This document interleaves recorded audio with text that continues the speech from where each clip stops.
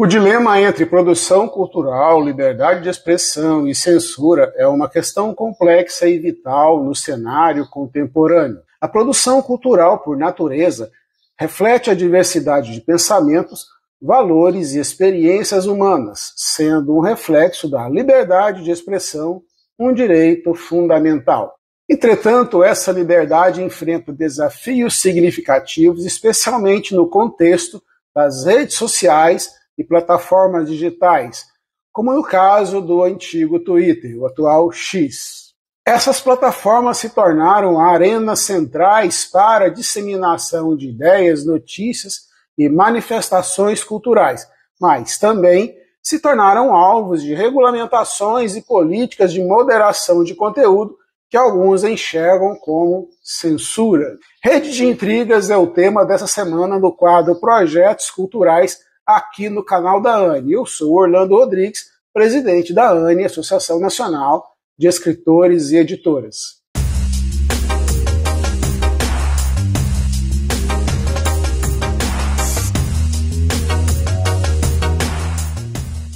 A censura, historicamente, sempre foi uma ferramenta usada por governos e instituições para controlar a narrativa e suprimir vozes dissidentes.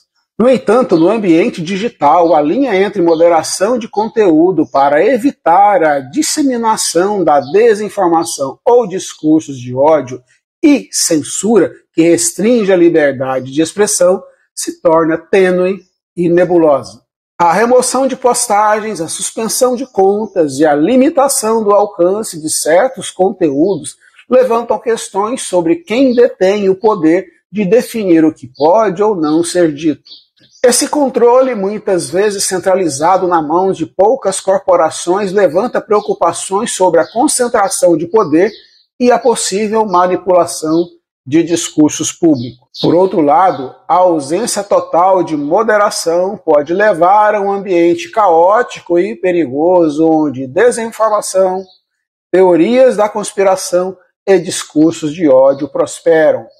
Isso pode minar a própria base da produção cultural e da liberdade de expressão, já que o discurso civilizado e construtivo pode ser abafado pelo barulho da polarização extrema e da violência verbal. O desafio, portanto, reside em encontrar o equilíbrio entre garantir a liberdade de expressão e proteger a sociedade de conteúdos prejudiciais, sem que isso resulte em censura. Esse equilíbrio é fundamental para assegurar a democratização do acesso à cultura e à informação, permitindo que diferentes vozes sejam ouvidas e respeitadas, sem que sejam silenciadas por interesses corporativos ou ideológicos. É uma questão que exige diálogo constante entre sociedade civil, governos e as próprias plataformas digitais para assegurar que a liberdade de expressão continue a ser um pilar de nossa sociedade, ao mesmo tempo em que se promove um ambiente online seguro e inclusivo. A ANE, Associação Nacional de Escritores e Editoras, afirma seu compromisso com a pluralidade de ideias e o respeito à diversidade de opiniões, não discriminando nenhum tipo de manifestação de caráter político ou religioso. Acreditamos que a liberdade de expressão é um pilar fundamental para o desenvolvimento de uma sociedade democrática e inclusiva. No entanto, repudiamos veementemente qualquer manifestação ou ação, seja por parte de governos ou poderes instituídos, que tenha como objetivo cercear a liberdade de expressão e o acesso à informação. Para nós, a liberdade é um direito inalienável e qualquer tentativa de restringi-la é um ataque direto aos valores que defendemos e promovemos. Olá, gente, tudo bem? E hoje no nosso quadro Escrita Criativa aqui no canal da ANE, nós vamos falar um pouquinho sobre biografias. Mas você sabe por que uma biografia ou uma autobiografia tão importante para o escritor ou muitas vezes para a pessoa que está sendo homenageada?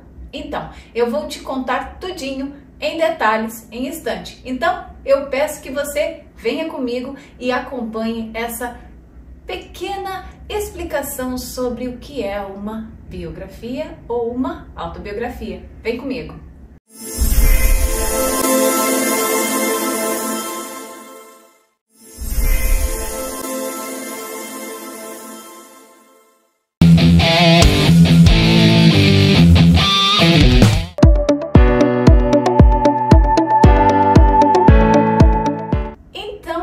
A biografia ou a autobiografia é nada mais, nada menos do que a história de uma pessoa que está sendo narrada em primeira pessoa quando é uma autobiografia, ou uma biografia quando é um autor contando a história de uma pessoa. Pode ser ela familiar, amigo ou alguém importante que ele fez uma pesquisa.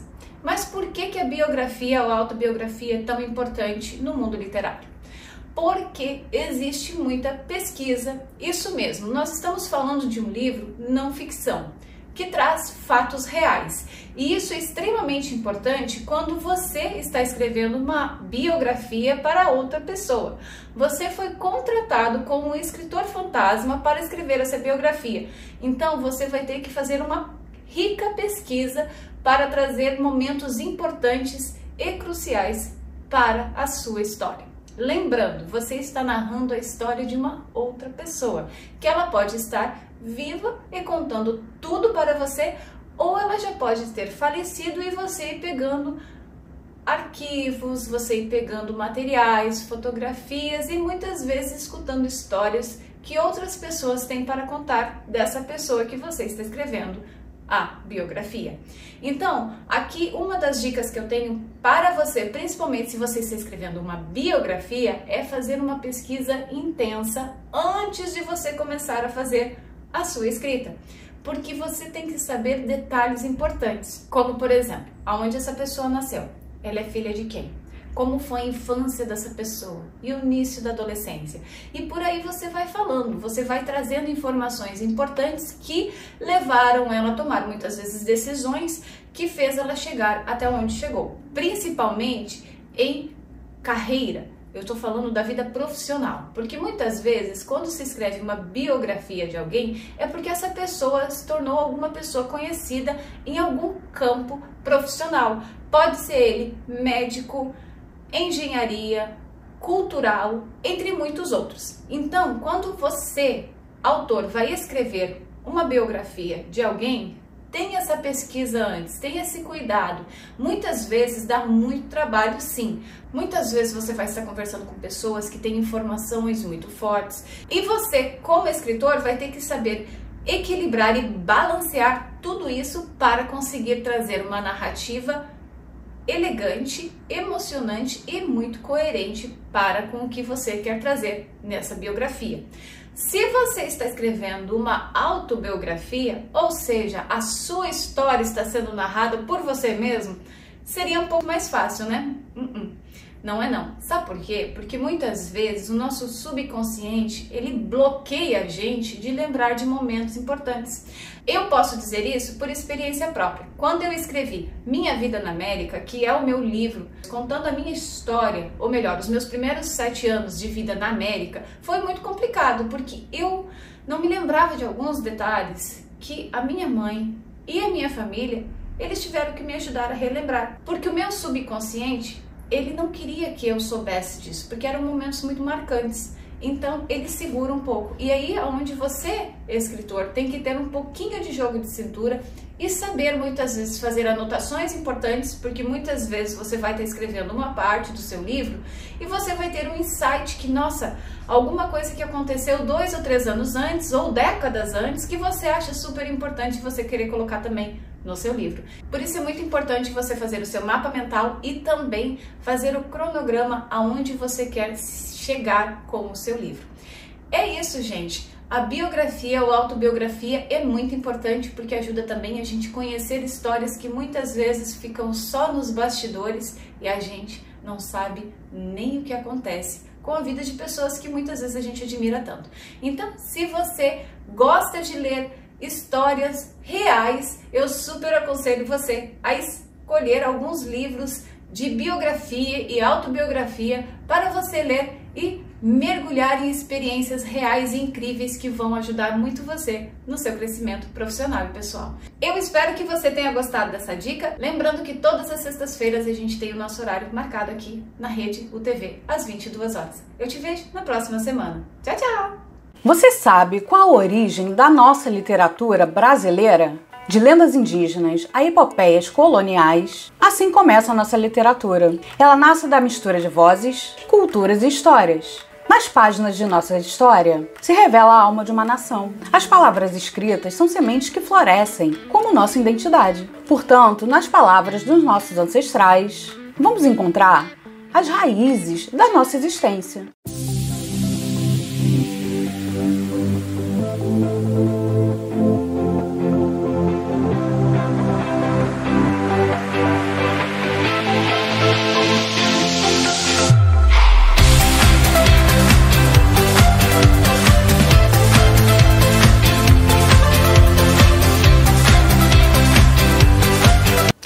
Fala pessoal, eu aqui Patrícia Macedo e hoje convido vocês a vir comigo no Conexão Cultural Eu, Você e o Mundo. Vamos falar sobre a origem da nossa literatura brasileira. Vem comigo!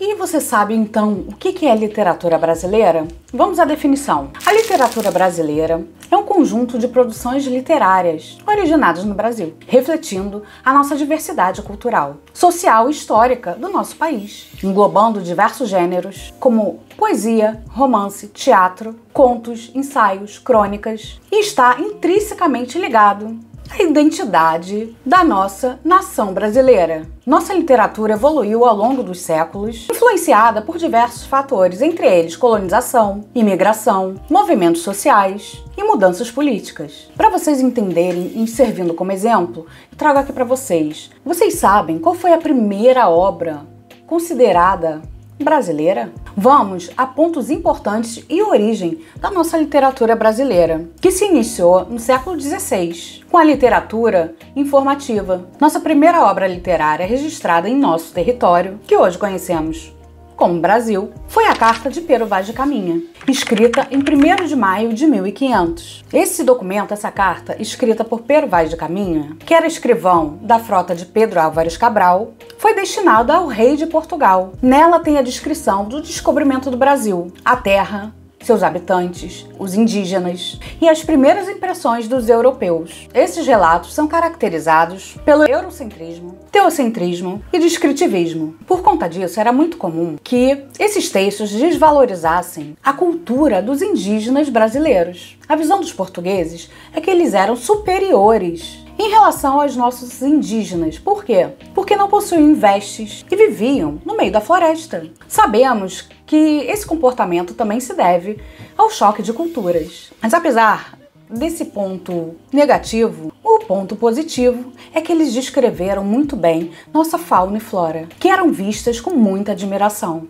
Embora a Carta de Pedro Vaz de Caminha seja considerada a primeira obra escrita nacional, ele é um documento mais histórico do que propriamente dito uma literatura, uma obra literária. A literatura brasileira começa a se desenvolver de uma forma mais estruturada com a poesia e prosa, feitas pelos colonizadores e missionários. Nós podemos citar alguns outros autores da época da literatura da informação: Américo Vespúcio, Manuel da Nóbrega, Gabriel Soares de Souza, Fernão Cardim. Avançando um pouquinho na história, eu trago para vocês, para relembrar ou aprender, o Barroco no Brasil, que começa por volta de 1600. Nesse período, a primeira obra publicada foi o poema épico Prosopopeia. Você conhece? Prosopopeia foi escrito por Bento Teixeira. Escrito em 8ª rima, em 94 estrofes, o poema marcou o início do movimento barroco no Brasil. Essa obra foi fortemente influenciada pela epopeia Os Lusíadas, de Camões. Esse momento inicial da literatura brasileira foi fortemente influenciado pelo barroco português, sendo as poesias religiosas bastante relevantes durante o período. O principal nome desse período foi Gregório de Matos, que com sua poesia satírica criticava a sociedade colonial. Ele também escrevia poesias sacras, religiosas e poesias lírico-filosóficas, com temas variados. inclusive falando sobre amor. E agora vamos adentrar mais um pouquinho na história, mais especificamente no século XVIII, com o arcadismo ou o neoclassicismo, que estão fortemente ligados à Inconfidência Mineira ocorrida em Minas Gerais. Muitos dos poetas árcades, como Cláudio Manuel da Costa e Tomás Antônio Gonzaga, estavam envolvidos nesse movimento, e suas obras refletem ideias de liberdade e a busca por uma identidade nacional. A produção árcade brasileira não apenas segue as tendências estéticas do neoclassicismo europeu, mas também dialoga com as questões políticas e sociais do Brasil colonial. Esses elementos fazem do arcadismo um movimento fundamental na transição da literatura brasileira entre o barroco e o romantismo, contribuindo assim para a formação da identidade literária nacional. Para seu conhecimento, vou citar aqui alguns autores, escritores da época. Cláudio Manuel da Costa, tendo como sua obra principal obras poéticas, sendo considerado, portanto, o introdutor do arcadismo no Brasil. Ele utilizava um pseudônimo pastoral, que era Glauceste Saturnio. Isso mesmo, esse nome complicado. Seus poemas apresentavam forte influência da mitologia greco-romana e da vida bucólica. Já Tomás Antônio Gonzaga, tendo como a sua obra principal Marília de Dirceu, foi uma das obras mais representativas do arcadismo. O livro é uma coleção de poemas líricos dedicados a Marília, um amor idealizado do poeta, onde ele também usa um pseudônimo chamado Dirceu. Essa obra é marcada pela exaltação da vida simples, no campo, e pela expressão dos sentimentos amorosos. Temos também Basílio da Gama, tendo como sua principal obra O Uruguai. Isso mesmo, você não entendeu errado. O Uruguai. Esse poema épico é uma das grandes obras do arcadismo. Ele narra a destruição de missões jesuíticas no sul do Brasil. E é notável, impossível de não reparar, sua descrição da natureza e dos costumes indígenas. Embora seja um poema épico, segue os princípios do arcadismo, ao valorizar a clareza e o equilíbrio. Santa Rita Durão, com a obra Caramuru. Assim como o Uruguai, Caramuru é um poema que relata a descoberta do Brasil e a relação entre os europeus e os indígenas. A obra exalta a natureza e a vida simples dos nativos, seguindo a estética árcade. E aí, gostou? Essa foi apenas uma introdução nessa parte da nossa história literária no Brasil. Aguardem a segunda parte. Não se esqueçam de seguir a gente nas mídias sociais. Temos sempre lançado novidades, coisas novas, mídias, divulgação. E vem com a gente que só falta você. Beijos!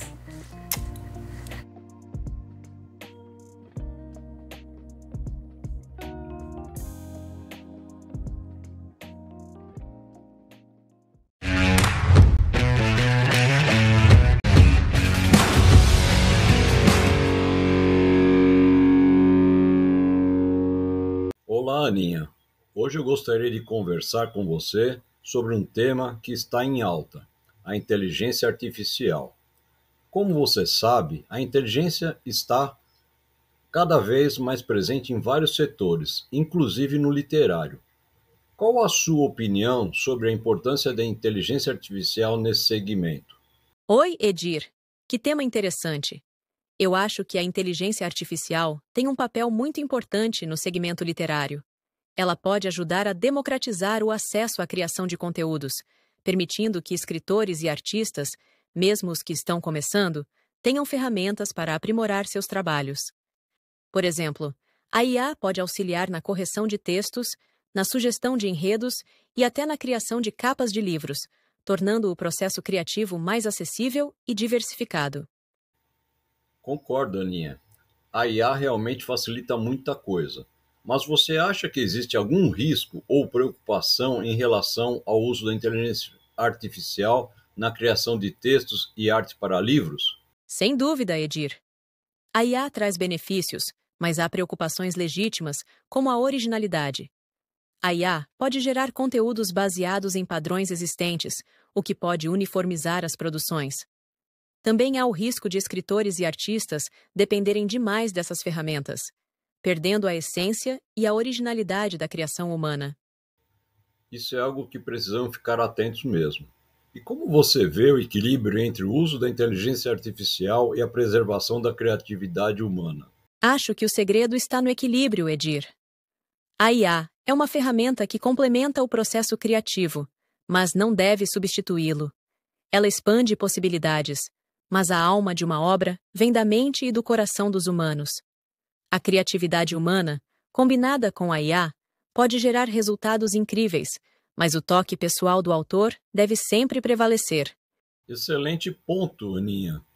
E no que diz respeito ao futuro, como você enxerga o papel da IA na ANE e na literatura em geral? Eu acredito que a IA pode ser uma grande aliada para a ANE, ajudando a impulsionar novos talentos e a promover a literatura de formas inovadoras. No entanto, é importante que continuemos a valorizar a criatividade e a originalidade dos nossos escritores e artistas. A ANE pode usar a IA para oferecer suporte e ferramentas aos associados, mas sempre com o foco em preservar e valorizar a essência humana nas criações. Muito bem colocado, Aninha. Essa é a abordagem que precisamos seguir. Agradeço muito pelas suas ideias e insights sobre esse tema tão relevante. Eu que agradeço, Edir. Estou sempre aqui para ajudar a ANE a crescer e a se adaptar às novas realidades, sem nunca perder de vista o que realmente importa: a criatividade e a paixão pela literatura. Aninha, para encerrar, gostaria que você deixasse uma mensagem para os escritores e escritoras que estão nos ouvindo. O que você gostaria de dizer a eles sobre o futuro da literatura e o papel que cada um pode desempenhar? Claro, Edir. Queridos escritores e escritoras, o futuro da literatura está cheio de possibilidades, e a inteligência artificial é uma ferramenta poderosa para explorar novos horizontes. Mas lembrem-se, a verdadeira magia da escrita vem do coração e da sua voz única. Usem a IA como aliada, mas nunca deixem que ela substitua o que vocês têm de mais precioso: sua criatividade e humanidade. Continuem escrevendo com paixão, questionando o mundo ao seu redor e criando histórias que toquem as pessoas de maneiras profundas e duradouras. A literatura é um reflexo da alma humana, e é isso que a torna tão especial. Cada palavra que vocês escrevem contribui para um legado que vai muito além da tecnologia. Então, sigam em frente, sempre inovando, mas mantendo sua essência. O mundo precisa das suas histórias.